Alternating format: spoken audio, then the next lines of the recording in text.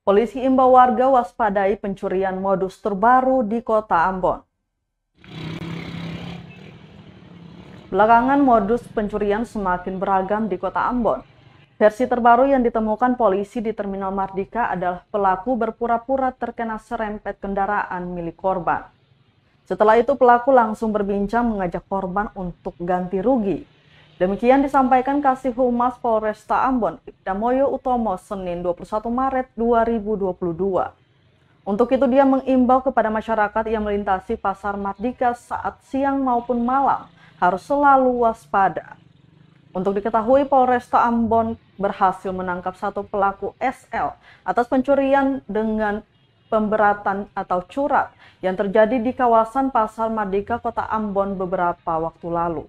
Atas perbuatan SL kini telah mendekam di rumah tahan Polresta Ambon dan terancam hukuman 7 tahun penjara. Tidak hanya itu, polisi juga sementara mengejar kedua pelaku yang merupakan teman SL. Disampaikan untuk masyarakat, ada modus terbaru yang terjadi pencurian di Pasar Merdeka. Dengan modusnya, tersangka merasa terinjak kakinya dengan ban motor yang dikendarai korban.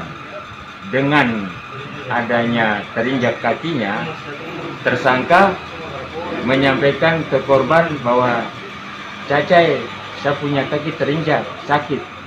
Karena dengan beralihnya bahasa itu, korban fokus pada pelaku, sehingga pelaku yang lain mengambil HP yang ada di laci kendaraan korban. Disampaikan untuk masyarakat Kota Ambon yang melintas atau berbelanja di Pasar Merdeka agar hati-hati dengan modus yang baru ini. Jangan sampai terkecoh dan jangan menaruh barang-barang berharga di laci motor atau kendaraan yang terlihat oleh para tersangka ini.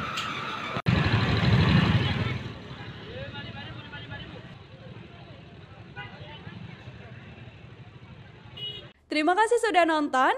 Jangan lupa like, subscribe, dan share ya.